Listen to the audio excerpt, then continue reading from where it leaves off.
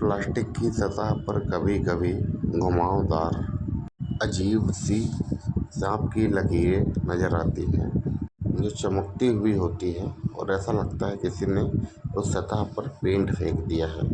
असल में कोई डिज़ाइन नहीं होती है, ये होती है एक डिफेक्ट, जिसको हम जेटिंग कहते हैं।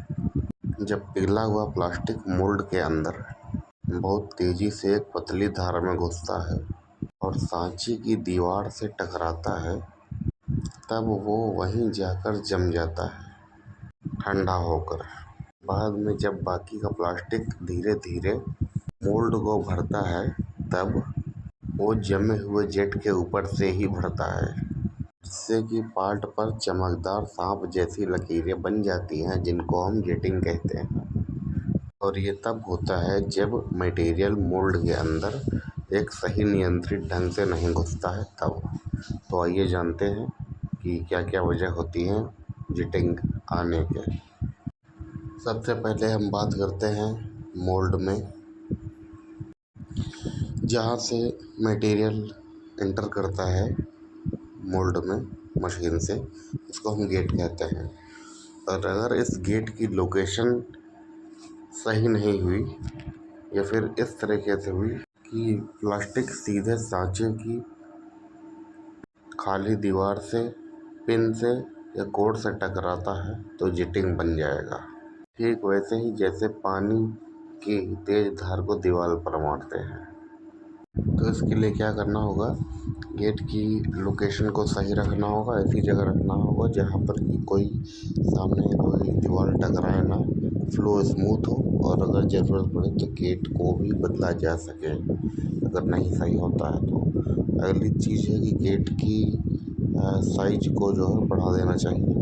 गेट छोटा होने से कई बार फ्लो जो है बिल्कुल तेज़ धार में निकलता है, जिससे जेटिंग बन जाती है।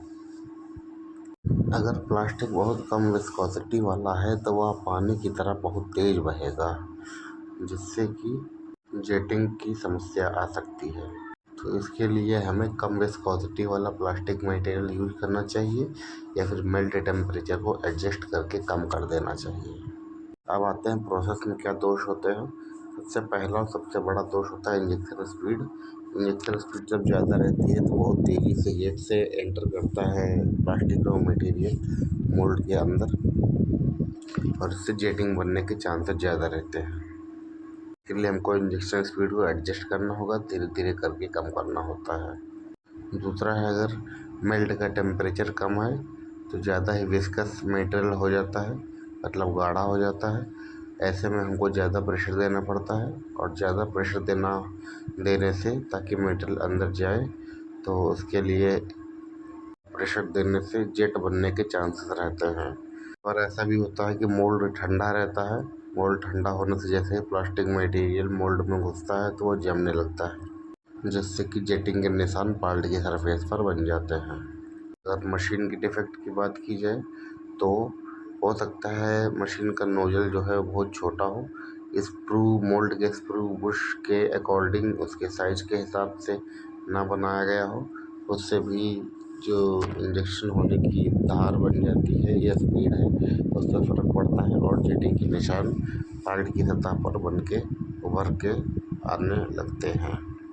तो जेटिंग को कंट्रोल करने के लिए हमें सबसे पहले और सबसे ज़रूरी यही होता है कि उसकी बहने के तरीके को कैसे कंट्रोल किया जाए। कुछ जो मेन स्टेप हैं जिनसे हम जेटिंग कंट्रोल कर सकते हैं, उनमें है, सबसे पहले हम इंजेक्शन स्पीड को एडजस्ट करेंगे, यानी कि कम करेंगे। गेट का साइज बढ़ाएंगे जिससे कि आराम से प्लास्टिक रॉ मटेरियल मोल्ड में एंटर करे।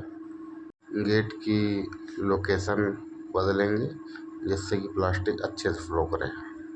मेल्ट का टेम्परेचर बढ़ाना होता है, मोल्ड का टेम्परेचर बढ़ाना होता है, और सबसे बड़ी और राज की बात यह है कि हमें फ़्लो को कंट्रोल करना होता है, क्योंकि जेटिंग को कंट्रोल करने में फ़्लो का बहुत बड़ा रोल होता है। तो कैसे भी करके आपको फ़्लो को कंट्रोल करना होता है, जो तरीके बताए गए हैं। साथ ही अगर आपको ये वीडियो पसंद आई हो तो आप इस चैनल को लाइक करिए, सब्सक्राइब करिए, शेयर भी करिए, और अगर किसी तरह की और समस्या आ रही हो तो उसको कमेंट में लिख कर दीजिए। हम आपकी इस समस्या को सॉल्व करेंगे।